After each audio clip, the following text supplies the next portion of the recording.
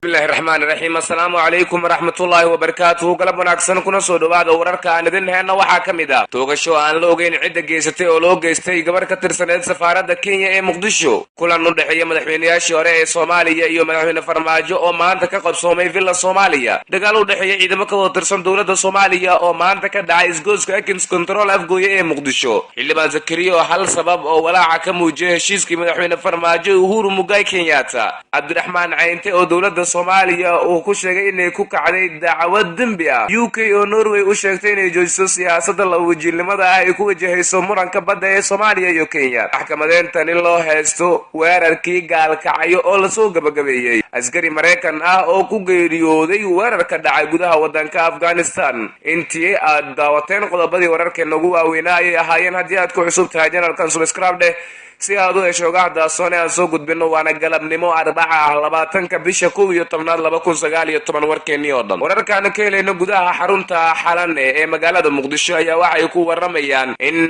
galabnimadan maanta halkaas ay ka dhacday toogasho aan la ogeyn cidda sida rasmiga ugu dambeysay. waxayna toogashadan ay ka dhacday gudaha xarunta Soomaaliya ugu weyn AMISOM ee Xalane ee magaalada Muqdisho, isla markaana ajaanibtu ay degto. waxaana toogashadan loo geystay gabar ka shaqeynaysay safaaradda wadanka Kenya ee Soomaaliya, isla markaana la sheegay in xabad madaxa ay kaga dhacday xilli gaari ay saarneed. sidaas waxaa xaqiijiyay darawalkii gaariga ku siday oo Uganda ka soo jeeda. gabadhan ayaa waxaa la sheegay inay ka soo jeedo qoyska Elman oo uu muddo ka shaqeynayay arrimaha horumarinta qoyska. labada gabdhood iyada la dhashatay ayaa sidoo kale waxaa la sheegay in ay ka shaqeeyaan hay-adaha samafalka ee ka howlgala gudaha Soomaaliya. aabaheed ayaa sidoo kale waxa uu ka shaqeyn jiray arrimaha horumarinta Soomaaliya, isagoona wadooyinka aan leerarka lahayn ee Muqdisho leerar ku xiri jiray, isla markaana mashruucyo kala duwan ka fuliyay magaalada Muqdisho. waxaana sidoo kale la sheegay in uu mashruucyo kala duwan ka waday Muqdisho uu ka mid ahaa mashruucii qoriga dhig ee qalinka qaado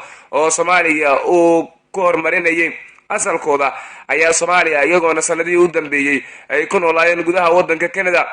4 sano ee lasoo dhaafay ayaa la sheegay inay ku soo laabteen qoyskeeda magaalada Muqdisho oo 3 gabdhood ay yihiin. aabahoodana hore loogu dilay magaalada Muqdisho ee caasimadda Soomaaliya.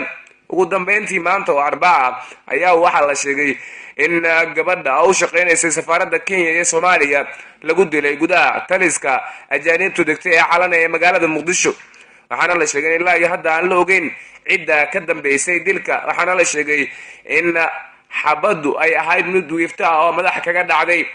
warar kala duwan oo helayno waxa ay sheegayaan in gabadhan xabadda ay kaga dhacday qeybaha sare ee jirkeeda, isla markaana ay isla goobtaas ku geeriyooday sida wararku aanu ku helnay.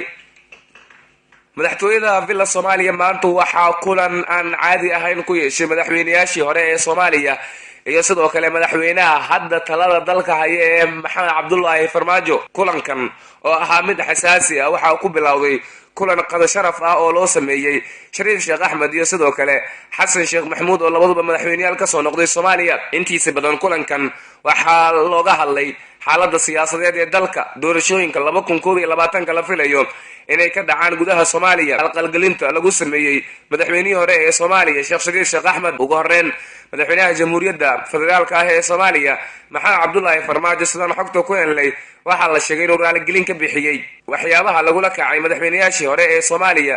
waxaana la sheegay in arrintaas ay ka aqbaleen Sheekh Shariif Sheekh Axmed iyo sidoo kale Xasan Sheekh Maxamuud oo maanta lagu casuumay Villa Soomaaliya. sidoo kale kulanka waxaa looga hadlay doorashooyinka dalka ka dhacaya, waxaana sidoo kale looga hadlay xaaladda siyaasadeed ee gudahanba Soomaaliya. kulanka ayaa sidoo kale waxaa lagu lafguray arrimaha maamul goboleedyada dalka ka jira oo madaxweyne Farmaajo lagu cadaadinayo in uu wada hadal la galo dhammaan madaxda maamul goboleedyada ee ka soo horjeeda qaabka kale talisnimada ah ee madaxweyne Maxamed Cabdullaahi Farmaajo. kan oo goor dhabeed kusoo gabagaboobay Villa Soomaaliya ayaa waxaa la filayaa in warbaahinta ay la hadlaan madaxda xisbiyada qaran oo faahfaahin ay ka bixiyaan waxyaabaha looga hadlay.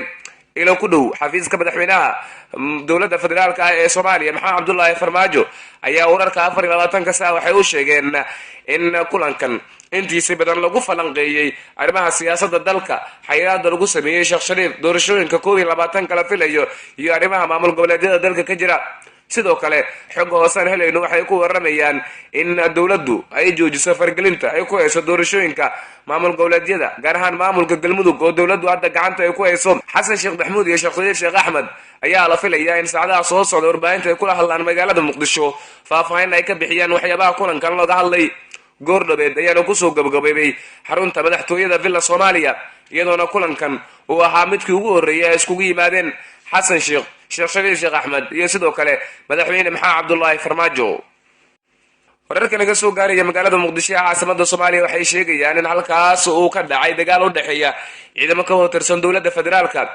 dagaalkan ayaa waxa uu ka dhacay isgooska ex control afgoye gaar ahaan meel aan sidaas uga fogeyn xarunta taliska ciidamada asluubta soomaaliya. rasaas culus ayaa la sheegay in ay ka dhacday aagga dagaalku uu ka socday, waxaana dadka deegaanku ay noo sheegeen in ciidamo ka tirsan dowladda ay dagaalameen. ciidamada ayaa sidoo kale waxaa la soo wariyey in dagaalka kadib xabaddu ay istaagtay islamarkaana ay kala dhexgaleen ciidamo kale oo ka tirsan nabadsugyada soomaaliya. ciidamada dagaalamay ayaa ah kuwa ku sugan xarunta taliska ciidanka asluubta soomaaliya iyo sidoo kale ciidamada ilaaliya shaqaalaha dhisaya wadada dheer isku xirta magaalooyinka muqdisho iyo sidoo kale afgooye oo gobolka shabeellaha hoose ka tirsan oo maalmihii u dambeeyaba wadadaas ay ka socotay dib u dhis lagu sameynayo. mashruucaas ayaa sidoo kale waxaa la sheegay in dagaalkan maanta uu sababay kadib markii isfaham waa soo kala dhexgalay ciidamada taliska asluubta iyo sidoo kale ciidamada ilaaliya shaqaalaha dhisaya wadada dheer ee muqdisho iyo afgooye. xildhibaan zakariya xaaji maxamuud oo ka tirsan mudanayaasha golaha shacabka ee baarlamaanka soomaaliya ayaa ka hadlay arrimo ku aadan heshiiska ay dhowaan madaxweynayahaas soomaaliya iyo sidoo kale kenya ay ku wada gaareen nairobi oo xarunta wadanka kenya. xildhibaan zakariya ayaa sheegay in uu walaac xoogan ka qabo heshiiskaas iyo sidoo kale kulan dhexmaray madaxweyne maxamed cabdullaahi farmaajo iyo dhigiisa kenya. sidoo kale waxa uu xildhibaanku sheegay in dowladda federaalka ah ee soomaaliya aysan weli soo bandhigin heshiis rasmi ah oo ay sheegtay in ay la gashay dowladda kenya. xildhibaan zakariya ayaa intaas ku daray in shacabka soomaaliyeed ay xaq u leeyihiin inay ogaadaan heshiiskaasi iyo sidoo kale waxyaabaha ka soo baxay kulankan. ugu dambeyn waxa uu uga digay madaxda villa soomaaliya in aysan ku dhicin dembi uu ku sheegay in uu ka walacsan yahay in kenya iyo soomaaliya ay ka wada hadleen arrimaha badda ee dacwadaas hortaalla maxkamadda cadaaladda adduunka ee i c j. wasiirkii hore ee wasaaradda qorsheynta soomaaliya cabdiraxmaan maxamed caynte ayaa ku eedeeyey dowladda federaalka ah ee soomaaliya in ay samaysay wax uu ugu yeeray dacaayad dembi ah. cabdiraxmaan caynte ayaa tix raaciyey mashruuc biyo xireen ah oo uu talyaaniga ugu talagalay soomaaliya kaasi oo baaqday kadib markii dowladda soomaaliya ay soo dabalweysay sida uu sheegay.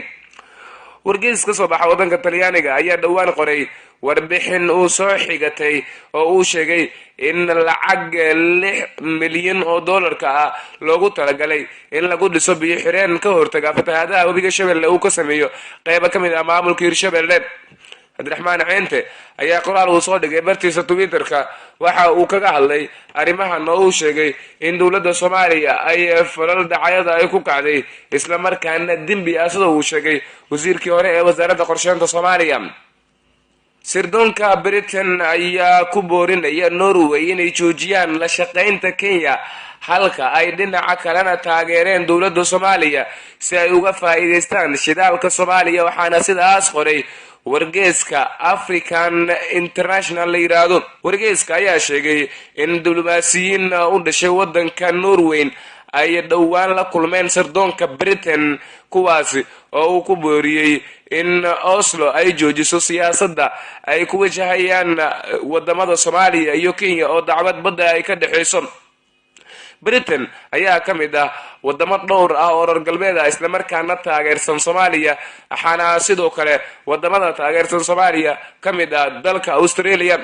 wargeyska ayaa sidoo kale waxa uu sheegay in dowladdaas lagu cadaadinayo inay joojiso qaabka la wajiilamada ah ay ku wajahayso dacwadda badda ee Soomaaliya iyo Kenya. maxkamadda darajada koobaad ee ciidamada qalabka sida ee Soomaaliya ayaa maanta soo gabagabaysay dacwad loo haysto nin lagu eedeeyay weerar lagu qaaday 26 bishii 11 sanadkii 2018 xarun uu magaalada gaalkacyo ku lahaa wadaadka lagu magacaabi jiray Cabdulle Sheekh Cali Cilmi Yare ninka maxkamadda la soo taagay oo la soo gabagabeeyay magaciisa waxa lagu sheegay Cabdullaahi Cali Maxamed ayaa xiraalinta maxkamaddu waxay hor keentay 4 marqaatiyaal iyaga oo sheegay in ay hayaan cadeemo in weerarkaas uu ku lug lahaa xiraaliyaha guud ee maxkamadda ciidamada qalabka sida ee Soomaaliya ayaa waxa ugu dambeyn maxkamaddu weydiistay in lagu ciqaabo dambi uu u qalma gudoomiyaha maxkamadda darajada koobaad ee ciidamada qalabka sida ee Soomaaliya Xasan Cali Nuur Shoote oo soo xiray fadhiga maxkamadda ayaa sheegay in go'aanka maxkamaddu ay soo saari doonaan 26 bisha 11 2018 ayaa rag hubaysan oo ka tirsan al-shabaab waxa ay weerar qaraxyo ku bilowday ku qaadeen xarun uu magaalada gaalkacyo ka degnaa wadaad caanka ahaa magaaladaasi laguna magacaabi jiray Sheekh Cabdulle Sheekh Cilmi Yare waxaana al-shabaab ay sheegeen in uu qofkaas uu sheegtay in nabi uu yahay halka warkaas aad ka dhageysanaysaan wararka 24 saac markan dibadda militariga Mareykanka ayaa maanta sheegay in 2 askari ay ku dhinteen diyaarad nooca qumaatiga u kacda oo ka soo kacday dalka Afghanistan sababta ay diyaaradda u soo dhacday ayaa waxa ay ku socotay baaritaan si kastaba warbixin hordhaca ayaa tilmaantay in diyaaraddu aysan ku soo dhicin weerar ugu yimid dhanka cadowga laakiin waxaa la sheegay in ay ku geeriyoodeen 2 askari oo ka soo jeeda wadanka Mareykanka dhimashadii ugu dambeysay ayaa timid guud ahaan askarta Mareykanka sanadka ugu geeriyooday wadanka Afghanistan ka dhageysa 18